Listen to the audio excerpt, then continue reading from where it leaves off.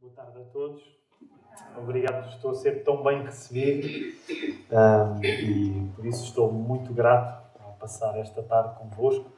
Como o Daniel dizia, eu vou tentar ser rigoroso com as horas, até para podermos ter um período para conversarmos uns com os outros, com perguntas. Por isso, vou pressionar todos para que no final deste primeiro pedaço em que vou falar, tenham algumas perguntas para fazer. Porque se não tiverem perguntas para fazer, eu vou ficar triste e vou achar que fui incompetente a falar. E por isso inventem. Em último caso, inventem algumas perguntas. Está bem? Para irmos conversando um pouco sobre o assunto. Por causa disso, Daniel, vou-te fazer só uma pergunta para saber se estamos... Eu devo começar a falar agora e parar quando? Só para eu colocar aqui um relógio. Os irmãos, parece-vos bem eu ser organizado nisto? Sim? Às 5 menos 5? 5 para as 5. 5 para as 5. Os irmãos são capazes? Têm essa capacidade de me ouvir? Se vocês comeram o que eu comi, eu não teria muita capacidade para estar a ouvir. Porque comi bem. E então poderia estar a dormir a esta hora, a digerir o bom almoço que me deram. Mas os irmãos são capazes de me ouvir? Sim? Essa é a vossa maneira de dizer sim. Então, é silêncio. Não é muito promissor. Não é muito promissor. Muito bem, vamos a isso. Quero aproveitar o tempo da melhor maneira para então depois podermos conversar. Como o Daniel explicou, aqui há um ano e pouco, há um ano e uns meses, publiquei este livro chamado Cuidado com o Alemão. É curioso porque quando pensei no título, não pensei numa coisa que me disseram quando o livro já estava impresso e eu ofereci, uma das primeiras pessoas a quem eu ofereci este livro foi o Presidente da Aliança Evangélica Portuguesa, o irmão Calaim, muitos de vós conhecerão bem, e ele disse-me, como médico que que ele viu um livro e viu que era a cara de Lutero, mas perguntou se tinha alguma coisa a ver com a doença de Alzheimer, porque geralmente é assim que as pessoas pensam quando ouvem falar em cuidado com o alemão. Não sei se têm ideia disso, não é? Mas não sabiam os mais jovens, é uma expressão que pode querer dizer cuidado com o alemão, com o Alzheimer. Eu espero que ao lerem o livro, espero que o possam comprar, que não sintam que nada parecido com Alzheimer quando estão a ler o livro. O livro parte de um pressuposto que eu quero rapidamente partilhar convosco para, no primeiro momento, me dedicar a falar sobre a primeira questão que o livro fala. Faz 500 anos da Reforma Protestante e, às vezes, uma das coisas menos interessantes quando nós celebramos uma data é que, para arranjarmos coisas bonitas acerca de quem está a ser celebrado, neste caso, Martinho Lutero, podemos cair num erro de tornar a pessoa que estamos a celebrar melhor do que aquilo que foi, não é? Um pouco como nos funerais. Já foram em funerais onde provavelmente a pessoa que acabou de morrer, ao falar-se dela, ela foi tornada melhor do que realmente foi durante a vida. Já estiveram em funerais assim? Não? Eu já estive. Onde eu quase pensei, eu não devo estar no funeral certo, porque a pessoa não era nada disto que estavam a dizer. Mas às vezes nós temos a mesma tentação na hora de falarmos de pessoas importantes. Por exemplo, quer falar em Martinho Lutero e tornar-no melhor do que foi. Ora, uma das coisas que eu gostaria de partilhar convosco é que ninguém tem de gostar de Martinho Lutero. Ninguém é obrigado a gostar de Martinho Lutero. Ninguém vai para o céu. Jesus não recebe ninguém no céu com base em gostaste de Martinho Lutero, mas com base na fé. Agora, eu sou daqueles que acha que Deus usou a vida de Martinho Lutero para nós termos uma leitura bíblica, profunda, fiel à vontade de Deus. E nesse sentido, o ano passado, quando nos preparávamos para pensar num ano que ia ser especial por causa dos 500 anos da Reforma, pareceu-me que poderia ser interessante escrever sobre este homem, que eu pessoalmente muito admiro, tenho muito amor por Lutero, mas pensei que talvez o mais interessante ao falar sobre este homem não era concentrarmos nas coisas de Lutero que é fácil gostar, porque não me interessava comemorar Lutero pegando nas coisas dele que eu acho que me fazem parecer bem. E esse é um dos problemas também. Às vezes nós gostamos de celebrar a história, desde aquilo que na história nós vamos celebrar sejam coisas que nós gostamos em nós. Ora, não me interessava isso. O que me interessava era uma coisa um pouco diferente. Era falar naquilo que, quando eu leio Lutero, me desafia. Aquilo que é difícil. E 3 coisas eu acho que são especialmente desafiadoras quando se lê Martinho Lutero. A primeira, que vai servir para o nosso primeiro período de conversa, é a questão de como Lutero olhava para a natureza humana. Se quisermos usar o termo, para a antropologia. Lutero, quando pensava naquilo que os homens e naquilo que as mulheres são, ele tinha um conceito muito mais negativo e pessimista que nós hoje temos. E este era o primeiro assunto que eu queria falar convosco. Acerca da questão da maldade. Será que nós olhamos para nós e quando nos olhamos ao espelho tiramos o mesmo tipo de conclusões que Lutero tirava? E esta será a primeira parte. A segunda parte será sobre a questão da educação. E depois falarei mais em detalhes sobre isso, mas a maneira como a educação se desenvolveu em países que foram influenciados pela Reforma Protestante foi uma maneira única. E neste caso, em particular, a questão da educação e a educação dos filhos. Ora, uma das coisas que me apercebo com alguma surpresa e muita satisfação é que há crianças neste lugar. E hoje ter filhos parece quase um crime. E então hoje já estive na companhia de muitas crianças. Isso para mim é sempre muito entusiasmante. E vamos deixar a questão das crianças para a segunda parte. Aliás, a primeira parte do livro fala um pouco sobre Lutero, depois a parte que já não é sobre Lutero diretamente fala sobre a questão da maldade, a segunda parte fala sobre a questão dos miúdos, das crianças. Era para ser tudo em M, facilitar, maldade, miudagem. E a terceira parte, para a terceira conversa, fala na questão da música, da importância que a música tem para a Reforma Protestante. Portanto, este é o plano para nós hoje conversarmos um pouco, que é falarmos a partir de Martinho Lutero e pensarmos de que modo é que Lutero nos desafia a termos uma visão acerca de nós próprios mais realista em relação à maldade. Segundo, de que modo é que Lutero nos desafia na tarefa difícil e urgente de educarmos os nossos filhos. E educarmos no geral. Terceiro, de que modo é que Lutero nos desafia na nossa expressão musical, na nossa expressão estética. Se quisermos dar nomes mais pomposos, então a primeira conversa vai ser sobre antropologia, a segunda conversa vai ser sobre pedagogia e a terceira conversa vai ser sobre estética. Então este é o plano para a nossa tarde. Os irmãos estão entusiasmados com isto ou nem por isso? Vou tomar isso como um sim? Sim? Sabem, deixa-me dizer, eu venho de uma denominação que sou batista. E eu sempre aprendi que os batistas são... Quando nos explicavam as diferenças entre denominações evangélicas, quando faziam um mapa para explicar, então explicavam que as igrejas dos irmãos e os batistas eram os mais parecidos uns com os outros. Não sei se já vos disseram isto. Eu não sei se vocês gostam dos batistas, mas já me disse. Eu espero que gostem, porque era assim que me explicavam. Mas pronto, eu acho que uma coisa que há em comum entre batistas e igrejas dos irmãos em Portugal é que, por exemplo, quando comparamos com os nossos irmãos pentecostais, eu espero que haja alguns irmãos pentecostais aqui, porque seria bênção para mim. Não há nenhum irmão pentecostal aqui connosco? É uma pena. Porque eu ia pedir a essa pessoa para orar por mim e ela ia orar com mais fé do que os batistas e os irmãos aqui. Não é? Mas quando nos explicavam acerca de batistas e irmãos, diziam sempre que a nossa maneira de nos exprimir, e eu agora estou a meter todos no mesmo saco, se calhar estou a fazer mais, não é? Mas os irmãos a exprimirem-se, os batistas a exprimirem-se, são mais tranquilos quando comparados com os nossos irmãos pentecostais. Por isso, eu tomo a vossa tranquilidade como sinal de vida, mas é vida tranquila, não é? Ok, vamos à questão da antropologia. Gostaria de defender nesta primeira conversa.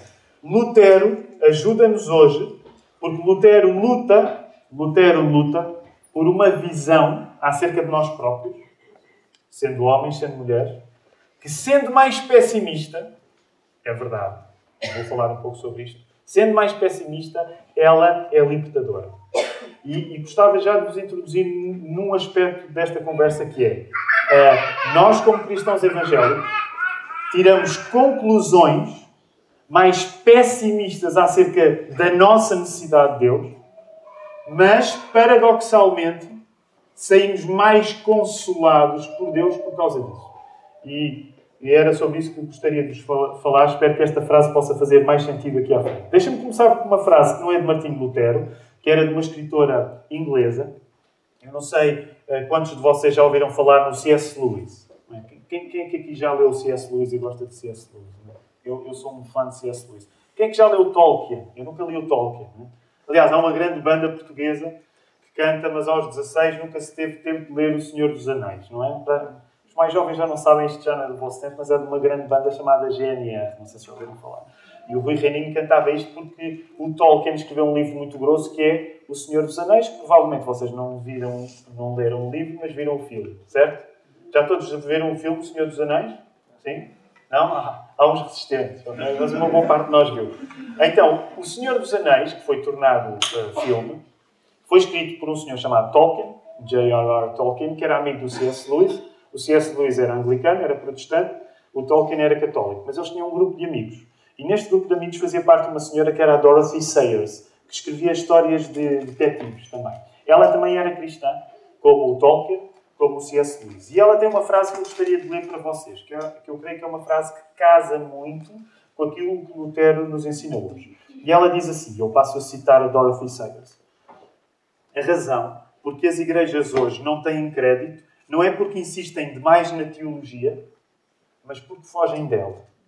Alguns dos dogmas, e se nós não gostarmos da palavra dogma, podemos usar a palavra doutrina, algumas das doutrinas mais ignoradas são aquelas que o mundo moderno mais precisa de ouvir. Uma das maiores forças do cristianismo hoje está na perspectiva profundamente pessimista que ele tem da natureza humana. Se os homens não compreenderem o significado do julgamento, eles nunca compreenderão o significado da graça. Eu vou voltar a repetir esta frase e terminar a citação da Dorothy Sayers. Se os homens não perceberem o significado do julgamento, eles nunca vão perceber o significado da graça. E a partir desta frase de Dorothy Sayers, eu gostava de fazer uma generalização. Vocês podem concordar comigo ou não, obviamente, porque este é um país livre, não tenho de concordar.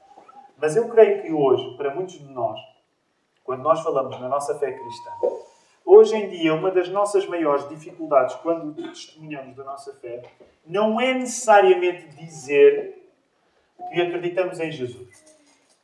Hoje, no nosso ambiente, se quisermos usar a palavra mais pós-moderno, como Portugal já não é aquilo que era há 50 anos, e eu sei que há diferenças, dependendo se a pessoa está no Silveiro ou está em Lisboa. Certamente haverá diferenças. Mas, no geral, nós hoje, portugueses, em 2017, estamos dispostos a acreditar que as pessoas sejam livres para ter a religião que querem, certo? Estamos dispostos a acreditar que cada um deve ter a sua religião. Por exemplo, e certamente já tiveram esta experiência, quando vocês dizem eu sou evangélico, provavelmente uma das perguntas que mais ouvem é, as pessoas vão perguntar qual é a diferença de ser evangélico para ser católico. De certeza que já vos perguntaram, certo?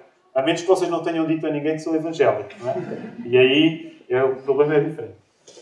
Também é possível que quando vocês digam assim, eu sou evangélico, tenham de explicar logo a seguir que não são nem da Igreja Universal do Reino de Deus, que nem são testemunhas de Jeová, ou que não são mormons, não é? Não são dos Eldas. Porquê? Porque em grande parte, como o conhecimento sobre a religião em Portugal não é muito, a Igreja Católica Romana ainda tem um monopólio da religião séria, não é? As pessoas acham que tudo o que não é catolicismo tem receio de que não seja uma coisa séria.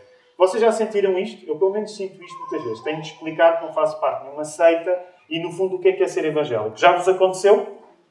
Muitas vezes o que pode acontecer a seguir é que vocês falam um pouco e vão-vos perguntar acerca de diferenças e vocês vão dizer algumas das diferenças. E no final, a conversa até pode correr bem e a pessoa acha interessante as diferenças. É curioso, nunca tinha pensado nisso. E talvez no final da conversa a pessoa não tenha ganho uma grande antipatia pela vossa religião. Até tenha ganho uma certa curiosidade. Onde é que eu quero chegar com este exemplo? Provavelmente, hoje, quando nós falamos acerca da fé, o mais difícil não seja necessariamente dizer que nós acreditamos em Jesus. As pessoas dão-nos espaço para nós acreditarmos em Jesus. Talvez uma das coisas que seja mais difícil não seja nós dizermos que acreditamos em Jesus, mas é nós dizermos que acreditamos que sem Jesus as pessoas estão condenadas. E talvez esta seja, sim, uma coisa realmente difícil de nós partilharmos com os outros. Concordam comigo? Ou seja, a maior dificuldade hoje no mundo ocidental, quando nós falamos de Jesus, não é tanto que as pessoas desprezem a ideia de Jesus salvar. Aquilo que é mais difícil para nós hoje é que as pessoas se tenham a si próprias como pessoas que precisam de ser salvas de alguma coisa. Ainda estão a seguir o meu rumo de raciocínio? Ou seja, usando as palavras de um pastor que eu gosto muito de ler, o pastor Tim Keller, ele dizia assim: hoje, no mundo ocidental, a salvação é não precisar de ser salvo. Ou seja, quando nós hoje nos olhamos ao espelho, a nossa tendência, ao contrário do mundo de há 500 anos, não é olharmos ao espelho e acharmos pessoas que estão condenadas ao inferno. A nossa tendência natural hoje é acharmos que provavelmente não somos assim tão maus para precisar de ser salvos de alguma coisa. Concordam com esta generalização? Concordam com esta generalização? Ou seja, uma das coisas curiosas quando nós lemos Martinho Lutero é que, nesse sentido, Martinho Lutero vivia num mundo bem diferente do nosso. E eu não estou a dizer que o mundo de há 500 anos é melhor do que o mundo de agora. Eu gosto de viver em 2017. Eu prefiro viver em 2017 do que em 1517. Agrada-me a água canalizada, eletricidade, sei lá, tanta coisa que me agrada em 2017 que eu agradeço a Deus ter-me metido em 2017 e não em 1517. Mas uma coisa que eu sei que é mais difícil em 2017 do que era em 1517 é que hoje nós não nos consideramos pessoas naturalmente más. E sabem, este é um dos aspectos mais desafiadores do cristianismo. E por isso Dorothy Sayers dizia isto. Se nós não nos considerarmos pessoas naturalmente más, no fundo o que ela está a perguntar é: para que é que precisamos de um Salvador? Se nós não formos pessoas a caminho de algum tipo de condenação, de facto não precisamos de um Salvador. E por isso mesmo é que quando nós lemos Martinho Lutero, nós ficamos assustados com a convicção que Lutero tinha de que ele precisava de ser salvo. Ele sentia que precisava de ser salvo. E quero dar-vos um exemplo de como é que isto aconteceu na vida de Martinho Lutero. Lutero, não sei se sabem, ele estudou para ser advogado e o pai até estava contente. Geralmente os pais gostam que os filhos vão para advogados. Há alguém formado em Direito aqui? Não? Ou para médicos, exatamente. Ninguém formado em Direito? Não há ninguém formado em Direito. Mas os pais têm aquela... Sabem, eu entrei em Ciências da Comunicação. E vocês perguntam, para que é que o curso de Ciências da Comunicação serve? Eu digo, para nada, por isso é que eu sou pastor. Mas, de facto, formei-me em Ciências da Comunicação. Que era uma mistura, no caso, na faculdade onde tirei, é uma mistura de jornalismo com filosofia. E o meu pai, mas a média era elevada. Sabem aqueles cursos, quanto menos o curso serve para alguma coisa, mais elevada é a média para entrar. E então, o curso era... Em 100 tinha de ter uma média de 80%. Isto não é para vos estar a exibir que tive uma média de 80%, mas tive 79,8%. E o meu pai estava ansioso para que eu não entrasse na primeira escolha, porque a segunda ou terceira era Direito. E eu preferia ter um filho formado em Direito, naturalmente, do que um filho formado em Ciências da Comunicação. Agora, o pai de Martinho Lutero também era parecido com o meu pai. Agora, eu obviamente não tive o talento de Lutero, mas os nossos pais eram parecidos. Ele queria que o filho se formasse em Direito. Mas provavelmente vocês já ouviram contar a história que se acredita que é verdadeira, que a meio de uma tempestade em que o jovem Lutero, estudante de Direito, e apanhou uma tempestade. Agora, vocês têm de imaginar que há 500 anos uma tempestade, quando nós íamos atravessar uma floresta, como é o caso, era de facto uma coisa assustadora. Aliás, aqui no Silveiro é mais fácil perceber que uma tempestade pode ser assustadora porque, tendo a natureza à nossa volta, se a pessoa estiver no meio da mata, a tempestade tem um ar provavelmente mais agreste do que no meio da cidade. Agora imaginem-se a eletricidade sem nada, Lutero está no meio da tempestade e conta-se, acredita-se que será de facto uma história verdadeira, Lutero fez uma promessa a Deus, neste caso a Santana, porque ele ainda era católico, que é: se tu me livrares desta tempestade, eu vou para monge. E de facto, ele foi livre e foi para monge. O pai não gostou muito que ele trocasse o direito por uma carreira religiosa, mas também precisamos de entender que uma carreira religiosa, naquela altura, era uma coisa boa. Então Lutero torna-se um monge um pouco contrafeito, mas depois encontrou uma boa biblioteca lá e, como gostava muito de ler, assim aconteceu. E ele dá os passos todos de monge para se tornar padre. Quando, em 1500, e agora não tenho a data aqui à minha frente, 1512, não tenho certeza, 1507, mas quando Lutero tem de oficiar a primeira missa, ele sente-se muito aflito. E agora gostaria de fazer algumas perguntas só para também ter a ideia se todos nós temos um entendimento minimamente consistente acerca do catolicismo. E permitam-me, vou já fazer uma crítica prévia, que eu espero que não encaixe em vocês, mas que é uma crítica que eu faço, no geral, aos evangélicos em Portugal.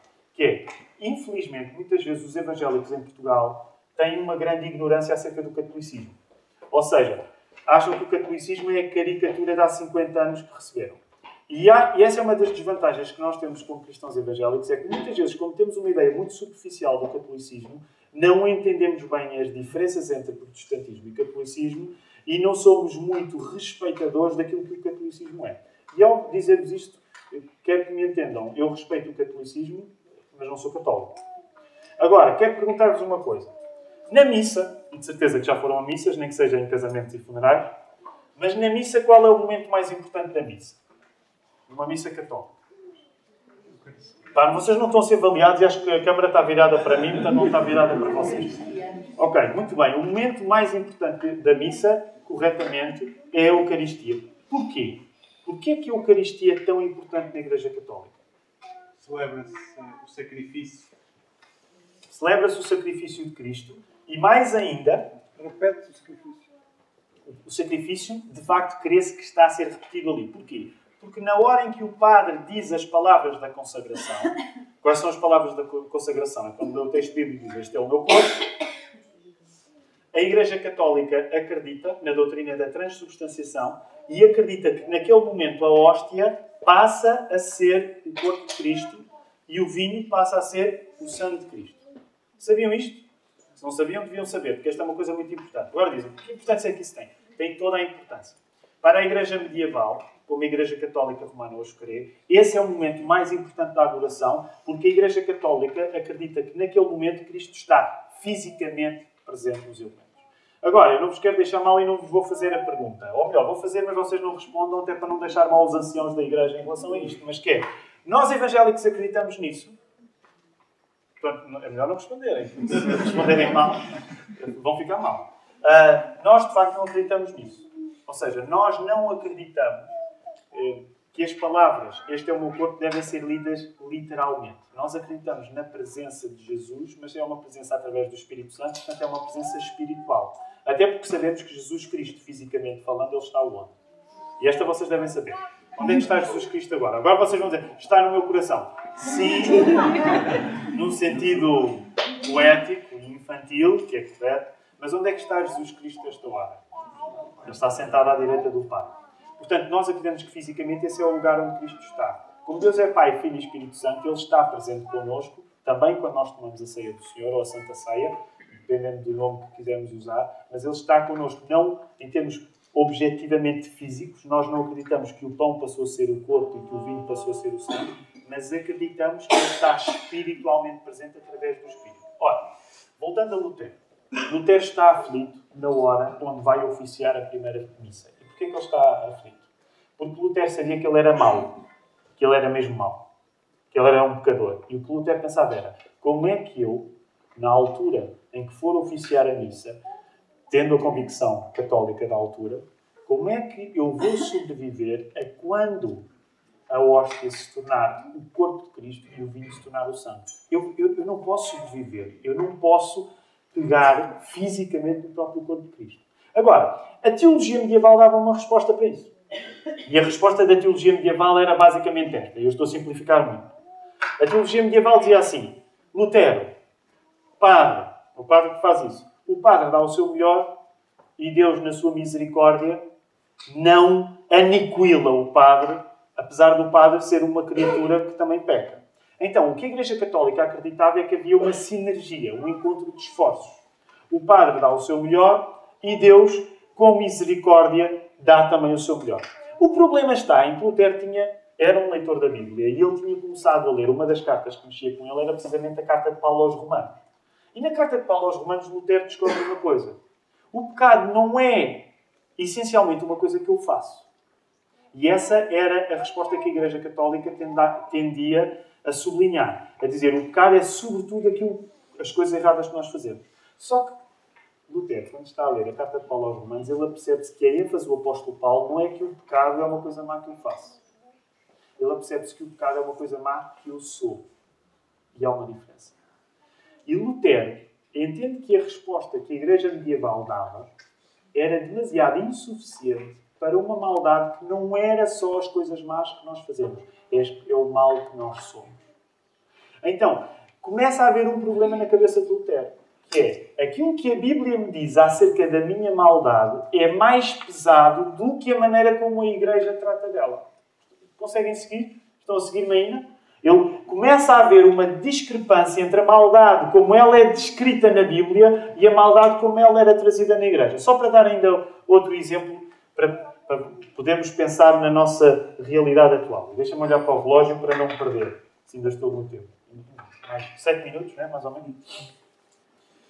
Ok. O que é que a igreja... E deixem-me só fazer comparações. E não me levem mal dizer desta maneira. Mas sabem que a reforma protestante deve ser uma boa altura para nós avaliarmos o tipo de convicção evangélica que nós temos. Até para percebermos diferenças que são essenciais. Digam a verdade. Quando vos perguntam quais são as diferenças entre catolicismo e protestantismo, de certeza que vocês já responderam da maneira errada, como eu já respondi, a dizer diferenças entre católicos e protestantes, e começam, vocês são espertos como eu sou, e começam nas coisas que acham que são importantes, mas que não são. Começam por dizer, olha, por exemplo, os nossos pastores casam. Nunca disseram isto? É porque são melhores do que eu sou, eu já disse. E geralmente a pessoa católica diz, olha, isso até é bom, coitadinho do padre, ele não pode casar. Não é? Muitas vezes nós começamos aí, porque ganhamos a simpatia da pessoa. Vocês protestantes, que não têm razão, coitadinhos dos padres, não podem. E depois vocês dizem outra coisa que é, por exemplo, nós não temos santos na igreja. Eu também não gosto muito dos santos, aquilo não são bastante... E começamos por coisas que achamos que são importantes, mas que são secundárias. Elas têm valor, mas são secundárias. As coisas mais importantes não são essas. As coisas mais importantes são coisas como a transubstanciação, e é este exemplo que vos vou dar. Por exemplo, o batismo. Já assistiram a algum batizado católico? Sabem qual é a convicção católica romana em relação ao batismo? A convicção católica romana, que era a convicção da Igreja medieval, era que quando a pessoa é batizada, alguma coisa acontece ali. Usando os termos teológicos, há uma infusão de graça. Sabe o que é que infusão de graça significa? A Igreja Católica acredita que quando o bebê é batizado, ele volta a ter a inocência. Porque o pecado original de Adão, com o qual todos nós nascemos, e aí concordamos, católicos e protestantes, todos nascemos como pecadores, pecado original, mas a Igreja Católica acredita que essa mancha é removida através do batismo. E que a pessoa se torna, vamos dizer assim, salvável. Deve ficar junto à Igreja Católica Romana e viver de acordo com o que a Igreja diz para ir recebendo os sacramentos, para que nesse circuito em que a pessoa vive junto aos sacramentos, ela poder ganhar, recebendo a graça de Deus, ela participar na graça que lhe é dada. E é por isso que, por exemplo, a Igreja Católica Romana não tem a convicção da certeza da salvação como nós temos. Porquê? Porque nós não acreditamos no batismo como uma infusão de graça. Nós acreditamos que o batismo é uma coisa que se faz quando a salvação já aconteceu. Certo? Concordam comigo? Não estou a dizer nada de errado, pois não? Estamos juntos nesta página. Nós não nos batizamos para salvar, certo? Nós batizamos porque fomos salvos. É uma compreensão completamente diferente. O que é que significa? Significa que para nós, os sacramentos, nós nem sequer geralmente costumamos usar a palavra sacramento. Usamos a palavra, e eu espero que aqui os irmãos usem a palavra dos batistas, que é ordenanças, certo? É? Usam a palavra ordenanças ou acabei de cometer um erro? Como é que chamam ao batismo e à ceia do Senhor? Ordenanças? Não estou mal? Não? Quem está mal é o auditório que não se lembrou da palavra? Ok. Pronto. Nós acreditamos que o batismo e a ceia do Senhor não são coisas que vão fazer merecer a nossa salvação, mas são coisas que são feitas porque nós já fomos salvos. Concordam comigo? Isto foi onde se chegou também graças a Lutero. Porque Lutero entendeu que os sacramentos não eram suficientes para que ele fosse salvo. Por um lado, Lutero sabia que o problema do mal era mais profundo, mas por outro lado, ele sabia que aquilo que Jesus tinha feito na cruz acerca disso era mais eficaz. Reparem, porque é que, ainda há bocado, corretamente foi dito? Nós não temos missa porque nós não acreditamos que o sacrifício que Jesus fez se vai voltar a repetir. Porque nós acreditamos que o sacrifício que Jesus fez foi válido de uma vez por todas. Sabem, por isso é que nós às vezes, quando falamos com católicos, estamos a usar os mesmos termos, mas com linguagens diferentes. Nós dizemos assim, tens a certeza que és salvo? E um católico não tem resposta para isso, porque esse é um conceito que não faz sentido no catolicismo romano. E porquê é que não faz sentido? Porque no catolicismo romano, a salvação é uma coisa que vai acontecendo dependendo da maneira como eu me ligo à Igreja Católica Romana. Para nós não é assim. Porque para nós a fonte da salvação não é a Igreja, mas a Igreja é o que acontece como consequência da salvação. Percebem? A Igreja não é a causa de nós sermos salvos. A Igreja é a consequência de nós sermos salvos. Para a Igreja Católica Romana, a Igreja é a causa de nós sermos salvos. Por isso é que se vocês forem perguntar a um bom católico romano, tens a certeza que é salvo? Obviamente que ele não vos vai responder. Até porque quando ele morrer, ele está a contar com a oração dos vivos pela alma dele no purgatório. Agora percebam, eu sei que são assuntos muito volumosos e não temos como explicar todos agora. Mas é também para nós percebermos e sermos respeitadores mesmo em relação ao catolicismo. O problema é que muitas vezes nós vamos falar com o catolicismo partindo de uma lógica evangélica e isso não faz sentido. É como eu querer mexer no sistema operativo. Quais são os sistemas operativos? Eu não percebo nada de sistemas operativos, mas é como eu querer mexer no Windows com o quê? Qual é o outro? Com o Linux, por exemplo. Não faz sentido. Não faz sentido. Agora, eu dei esta volta toda para terminarmos aqui na questão do mal. E gostava de chamar-vos só a atenção para um texto bíblico. Não precisam de abrir. Eu também não vou abrir para terminar este primeiro período. Romanos 6, 4 a 11. Lutero entendeu uma coisa. E que é importante nós permanecermos nesta mesma certeza. Lutero entendeu que o problema do pecado não se resolve com uma lavagem. Esta é a perspectiva católica romana. A pessoa é batizada e permanece em contacto com a Igreja obedecendo aos sacramentos. Lutero percebeu que o problema do pecado não se resolve com uma lavagem. O problema do pecado não se resolve com uma limpeza, resolve-se com uma vida nova. Lutero entendeu que aquilo que Cristo nos dava era mais do que uma lavagem, apesar de nós celebrarmos essa lavagem no batismo também. Mas lembram-se que quando nós batizamos alguém, uma das coisas poderosas no batismo, e no símbolo do batismo, é que quando a pessoa é mergulhada, lembra-se o que é que a pessoa está ali a coreografar? Quando nós somos mergulhados nas águas, o que é que nós estamos a coreografar? Estamos a coreografar a morte e o novo nascimento. Já pensaram? Essa é uma das coisas que eu gosto de fazer lá na igreja quando faço preparação para os batismos. O batismo é uma brincadeira séria. É um jogo sério. Quando a pessoa que está a batizar mergulha a pessoa, naquela hora a pessoa finge de morta. É como se dizer que finge-se de morta. Porquê? Porque quando eu vou debaixo das águas, como Paulo diz na carta aos Romanos, eu estou a coreografar que eu precisei de morrer. Eu não precisei apenas de ser lavado. Eu precisei de ser uma pessoa nova. Quando a pessoa volta, a pessoa celebra e antecipa já a ressurreição.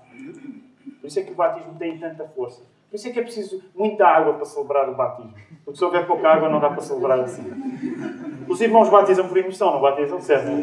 Agora sentiu que ela peço desculpa aos irmãos presbiterianos que estejam presentes, mas percebem, o símbolo tem valor. Agora, para terminar, eu comecei dizendo Lutero luta por uma visão do homem que, sendo mais pessimista, repare, de facto, a nossa visão acerca da nossa dependência de Deus é muito mais pessimista. De facto, nós temos de dizer às pessoas hoje uma coisa que é culturalmente difícil, que é, se tu não confiares em Jesus, tu vais ser julgado, tu vais ser condenado. E eu sei, a palavra julgamento, a palavra condenação, são palavras tão agrestes hoje em dia, que muitas vezes nós, cristãos, vamos ser tentados a deixar de as usar. Mas o problema é que se nós não sublinharmos a questão do julgamento, nós não vamos valorizar a graça. Nós só podemos valorizar a graça, nós só podemos amar realmente Jesus quando sabemos que Ele nos livrou de alguma coisa. Sabem? Jesus não é apenas um mestre. Jesus não é apenas um conselheiro. Jesus não é apenas um professor. Ele foi essas coisas. Mas Ele é um Salvador. É por isso que o nosso coração fica aceso por Jesus. Lutero sabia que nós somos piores do que somos. Mas a graça de Deus, por Jesus, é muito maior do que nós julgamos. E este é um dos lugares onde nós temos de ficar.